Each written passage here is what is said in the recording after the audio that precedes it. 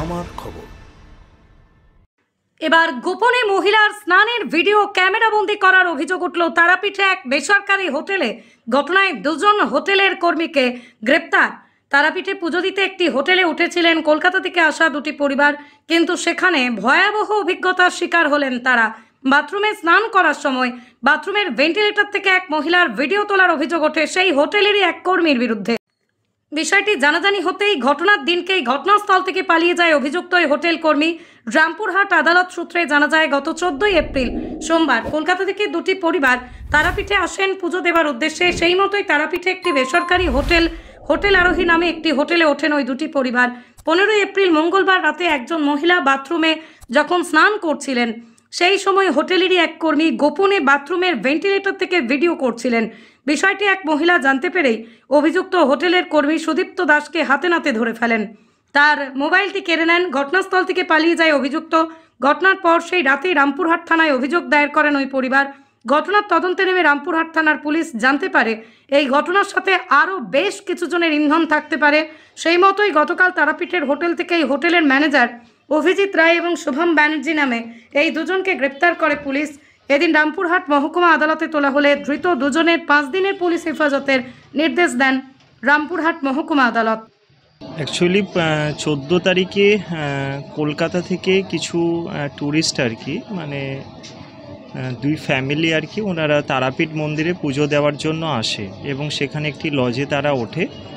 15 তারিখে রাত্রিতে এই ঘটনাটি ঘটে। কথিত যে ঘটনা, যে ওই লজের বাথরুমে যখন এক মহিলা স্নান করছিলেন তখন ওই লজের সেই বাথরুমের ভেন্টিলেটর দিয়ে লজের একজন স্টাফ তার মোবাইল নিয়ে ওনার ওই জাস্ট প্রাইভেট মুহূর্তের কিছু ভিডিও ওনারা নিচ্ছিলেন। তো মহিলার সঙ্গে সঙ্গে অ্যালার্ট হয়ে জানতে পেরে যখন এই ঘটনাটা তার নলেজে আসে তখন উনি লোকাল থানায় ইমিডিয়েটলি ওটাকে রিপোর্টিং করে রামপুরহাট থানায় সেই 15 তারিখ রাত্রিতেই, মাঝরাত্রিতে। তো তারপর কেস ইনিশিয়েট হয় এবং পরবর্তীকালে তদন্তের অগ্রগতিতে দেখা যায় যে আরও কিছু ব্যক্তির ইনভলভমেন্ট উঠে আসে। তো আজকে মাননীয় রামপুরহাট আদালত এসিজিএম কোর্টে দুজন অ্যাকিউজডকে ফরওয়ার্ড করা হয়েছিল। সেই লজের হচ্ছেন ম্যানেজার এবং রিসেপশনিস্ট, এবং তাদেরকে ফরওয়ার্ড করার পর কিছু অ্যাডিং সেকশনেরও প্রেয়ার ছিল এবং 5 দিনের পুলিশ রিমান্ডেরও প্রেয়ার ছিল তাদের রেসপেক্টে। তো মাননীয় এসিজিএম আদালত ঘটনার গ্র্যাভিটি কনসিডার করে 5 দিনের পুলিশ রিমান্ডের এটা অ্যালাউ করে ফার্দার ইনভেস্টিগেশনের জন্য, এবং যার এগেনস্টে স্পেসিফিক অ্যালিগেশন আছে সে এখনও অ্যাবসকন করছে, তো তারও অ্যারেস্ট হওয়ার পসিবিলিটি আছে। তো এই হচ্ছে বর্তমান অবস্থা। ওনার নাম হচ্ছে সুদীপ্ত। কি সুদীপ্ত, হ্যাঁ ঠিক না? এই হচ্ছে তাদের নাম হচ্ছে অভিজিৎ রায় আর হচ্ছে শুভম ব্যানার্জি। এরা হচ্ছে ওই লজের ম্যানেজার আর হচ্ছে রিসেপশনিস্ট। তারা ওই অ্যাকিউজকে আর কি